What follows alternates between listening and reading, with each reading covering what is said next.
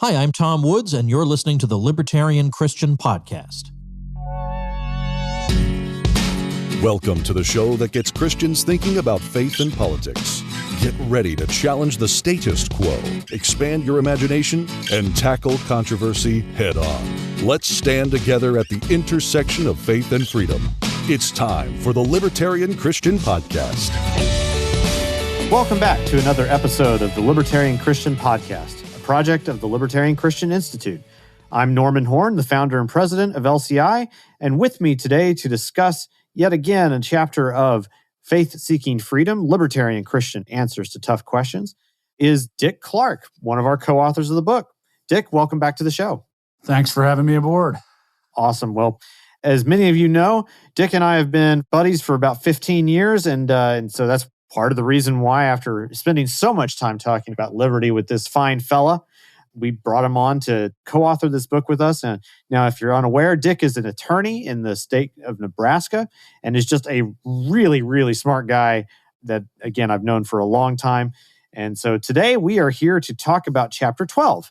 This is the chapter about environment and creation. We're going to talk about pollution today. And so, Dick, perhaps a good way to start talking about this is really just to mention up front that, you know, in the state of nature that we have to work hard in order to bend it to our will in order to survive. That's a given, right? Well, ever since, the ground was cursed after Eden, that it's sweat of the brow that it takes to bring forth the increase from the earth, right? And that's just the state that we live in. You know, poverty is the natural condition. Prosperity is the aberration. And then as a result of this mandate that we're given, in fact, to go and, to subdue the earth in a good way, we also realize, though, that requires, cultivation.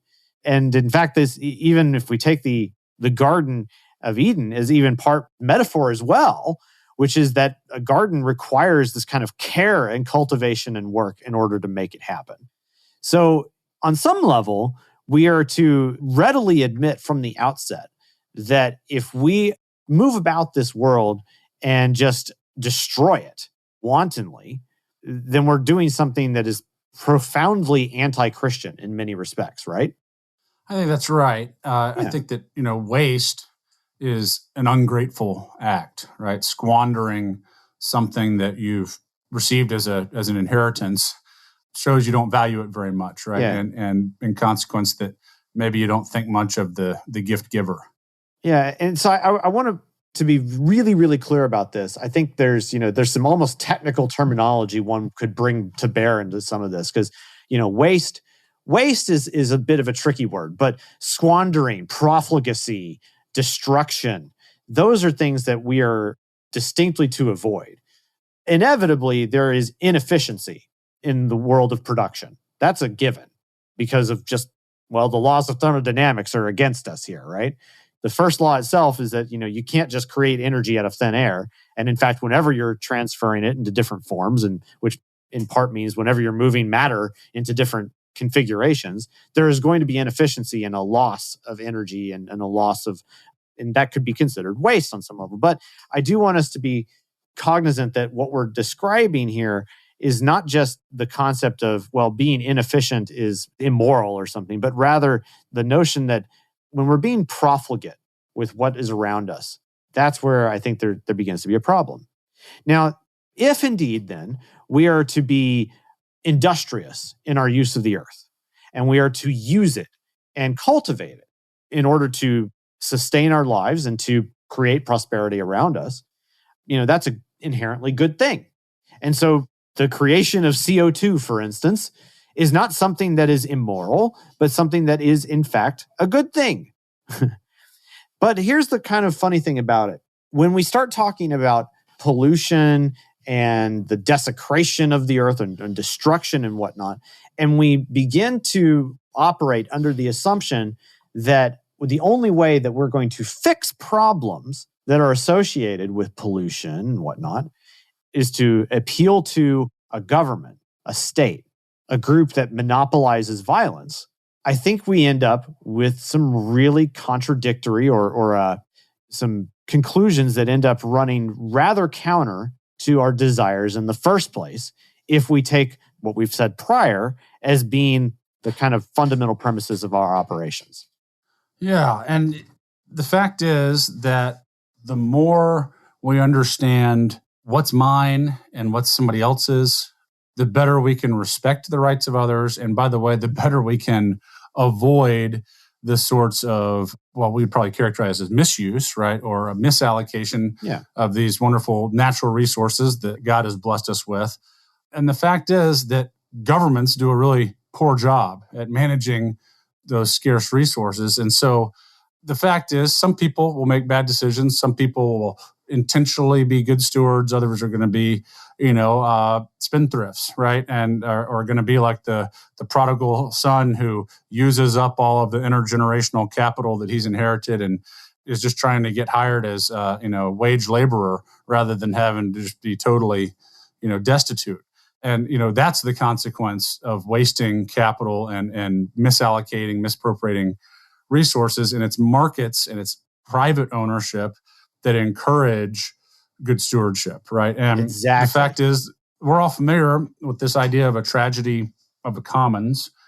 If I'm in an office building and we have a common break room and we're not, all paying a monthly fee for cleanup, we just have to clean it up as we come. Well, guess what? We're only really going to have the incentive to be as neat as the messiest guy, right? And the fact is that it's a dangerous thing when nobody knows who's accountable, right? That's when you're likely to see wasted resources and, things go wrong. And indeed, we do see that where government massively manages the landscape. And obviously, looking at, the Soviet Republic, right, the USSR, and we see just the incredible pollution that occurred there. And then, we see even scarier things like, the Four Pests campaign in China, where they ended up trying to wipe out, among other things, all of the sparrows, right? And this ended up causing this massive famine and millions of people died. And again, that's a consequence of actually what the central planner thought was going to be a beneficial activity. But again, way too little information to understand the consequence, magnified by it being the policy throughout the nation of China. And you had a lot of human death and a lot of misery that resulted even from what probably ought to be characterized as well-meaning or well-intended conduct.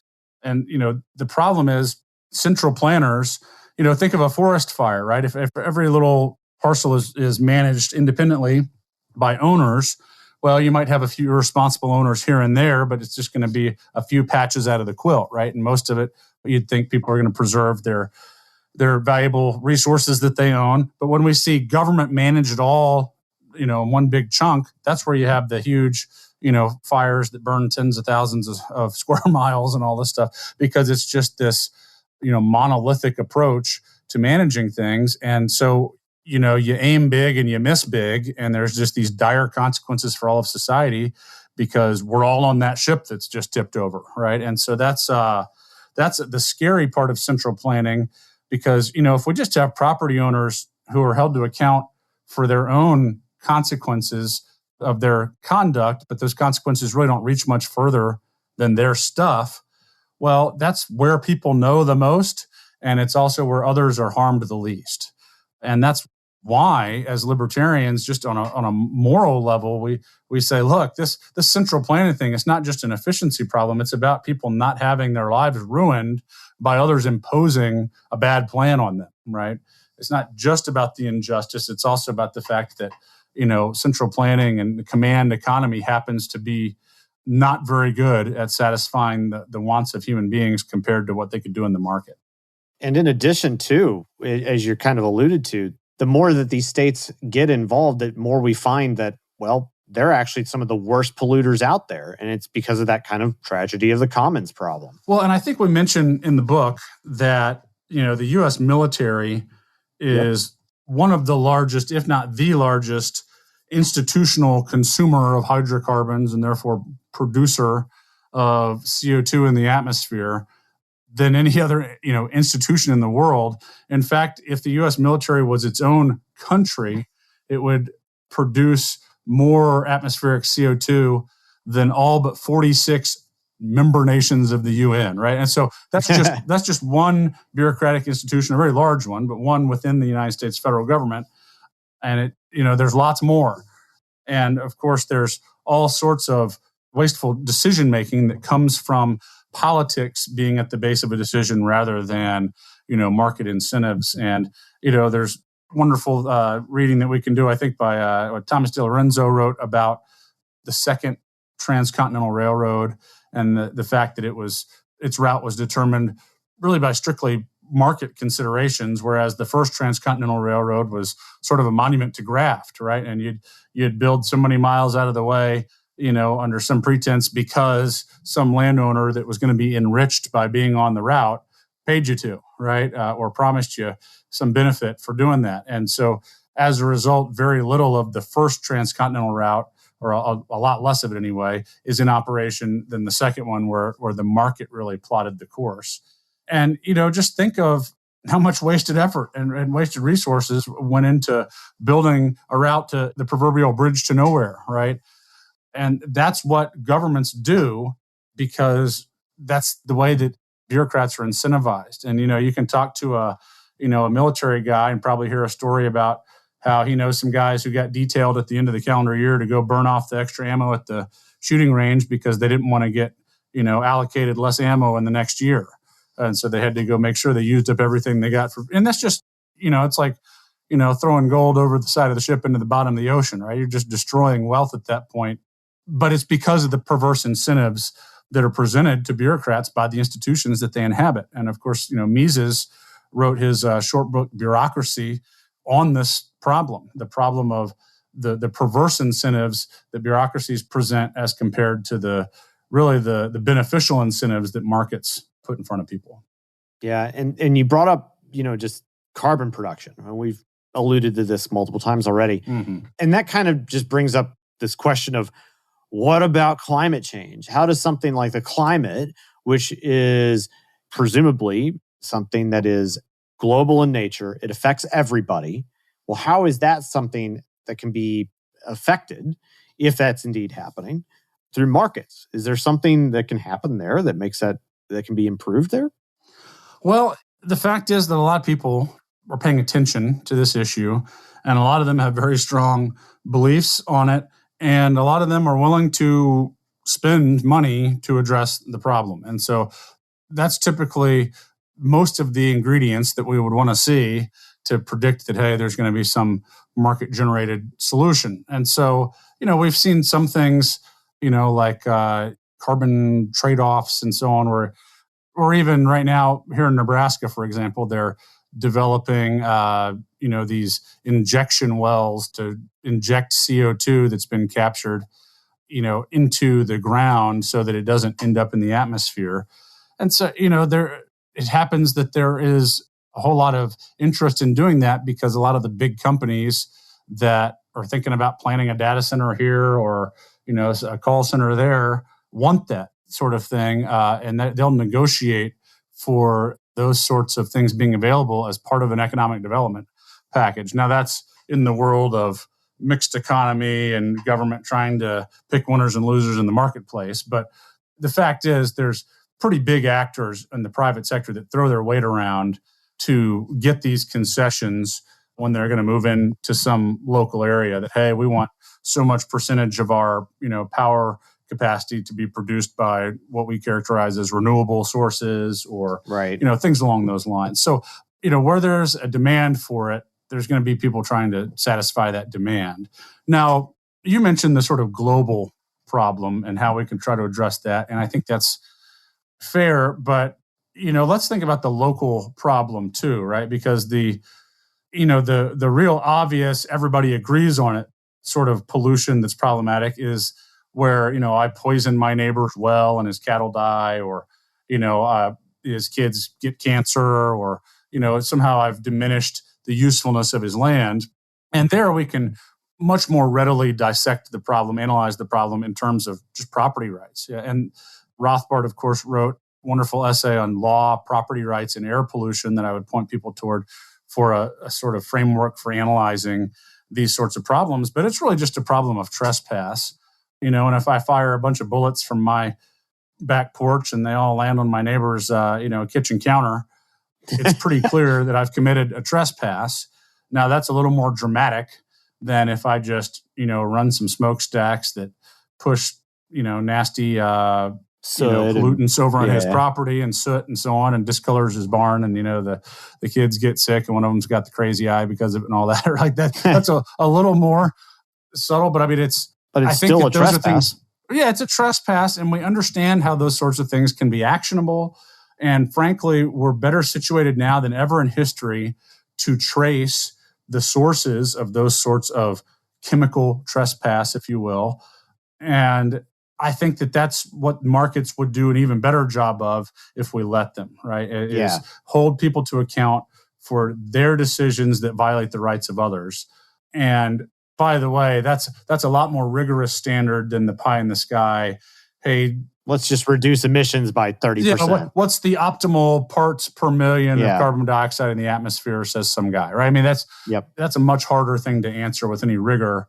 But those local problems, we're getting better at solving all the time. And of course, just to be explicit, libertarians believe in property rights. Therefore, we believe that it's wrong to poison your neighbor's cattle or your neighbor's kids, or to, do other things that or to dump trespass. Or to, dump waste into your stream that goes downstream and hit somebody else badly. Yeah, and we can all of that stuff is wrong. And we can even think about it in terms of something where I'm physically affecting his property without landing particles on it. And, that might be, I'm in a residential neighborhood and now all of a sudden, I am testing artillery shells in a residential neighborhood and I'm causing such a decibel level that it's harmful to the hearing of bystanders. I mean, again, these are the sorts of things where even though there's not certain number of particles per million that are landing, out of the air onto my, onto the hood of my Jeep or something, we can still measure it and account for it and identify its source and identify how to sort of take action against that sort of thing. And at the end of the day, having good fences makes good neighbors, right? As the aphorism goes. And having rigorous property rights where people have a very clear expectation for what is mine, what's his, that's what makes for peace between neighbors, is the fact that there's not ambiguity. And again, it sort of goes back to the same idea as the tragedy of the commons, right? It's just the more uncertainty there is about who holds the bag, who's responsible, the more room there is for people to get up to shenanigans and kind of excuse it in their own mind, rationalize it in their own mind. Yeah. And it's amazing how just, having proper views of private property and how that works itself out in the resolution of disputes applies itself almost immediately into this situation of, well, what happens when pollution becomes an issue? What happens when, you trespass onto somebody else's property in a certain way? Well, there's ways that we can actionably work into that. I'll note one other thing too, with going back to kind of circling around our going global again. And one thing that does, I would say, does not inspire confidence that the state really cares all that much about pollution in many respects, is the way in which they will block energy saving and wonderful technologies that would improve power production and whatnot from coming into reality. The chiefest of examples of this is nuclear power, where, without a doubt, nuclear power is the most efficient and actually the least polluting of all types of energy sources pretty much out there. I mean, yes, you do have nuclear waste and whatnot, but we're actually getting even better at reusing that, reprocessing it, making it good again. And there's all sorts of amazing things that have come about technologically in the last, 50 years, especially, to make that technology even better. And yet the government routinely is against making new nuclear power plants. It's insane. Well, and with the advent of the small modular reactors and just how much more we know, how much more efficient we can be, I mean, it's really shocking the opposition that you see from people who sort of hold themselves out as champions for the environment, because we understand and we have a scary level of understanding of what can go wrong with nuke, right? What can go wrong with nuclear energy. Sure. But the fact is, we really have a very good understanding of how much waste there's going to be, where it's going to go, how to capture it. And just in terms of the volume of waste that's being produced in relation to the units of electricity that are being generated or whatever. It's just clear that this is the most efficient way to produce power. All you're producing basically is steam, right? From most of these in terms of the output into the environment. And then, they take away the spent fuel and go lock it in a hole in the ground for longer than any of us will care to keep track. But, you find the right geological formations and stow those away. And, probably you do that in a state where nobody lives nearby. And, if you look in the Western United States, of course, it's mostly empty space. And speaking of tragedies of the commons, we have all of these Bureau of Land Management lands that are managed by the federal government. Yep. And of course, we see conflict come from that, right? Like the whole dust up a few years back with the Bundys and asserting their right to graze these lands they had grazed since time immemorial, right? But the BLM claimed, oh no, that you don't have the right to do this anymore. And, uncertainty and commons create a breach of the peace, right? Because when you don't know what's rightfully yours and what's rightfully your neighbor's, it's just really likely that you're going to come into conflict with your neighbor. So I think that really kind of covers a lot of the ground that we wanted to address today with regards to, what do we think about the environment and how that plays into libertarian ideas as well as, our Christian values. So once again, this has all been a discussion regarding our book, Faith Seeking Freedom, Libertarian Christian Answers to Tough Questions. And it's a short little book of around 120 pages of all sorts of different questions that are answered in a clear and concise way so that you can take that to your friends and your family and be a better communicator of libertarian ideas. If you are interested in learning more, we encourage you to get a copy of the book at Amazon or via our website at libertarianchristians.com. And if you have any additional questions that you want to ask us, go to libertarianchristians.com and contact us via our contact page, and we'll do our best to try and address those questions via the blog as well. So with me today has been Dick Clark. Dick, thanks once again for being here with me. Always a pleasure, Norman. And with that, we'll conclude this episode, and we'll see you next time. Thank you for listening to another episode of the Libertarian Christian Podcast. If you liked today's episode, we encourage you to rate us on Apple Podcasts to help expand our audience. If you want to reach out to us, email us at podcast@libertarianchristians.com. You can also reach us at LCI Official on Twitter. And of course, we are on Facebook and have an active group you are welcome to join. Thanks for listening, and we'll see you next time. The Libertarian Christian Podcast is a project of the Libertarian Christian Institute, a registered 501c3 nonprofit. If you'd like to find out more about LCI, visit us on the web at libertarianchristians.com. The voiceovers are by Matt Bellis and Catherine Williams. As of episode 115, our audio production is provided by Podsworth Media. Check them out at podsworth.com.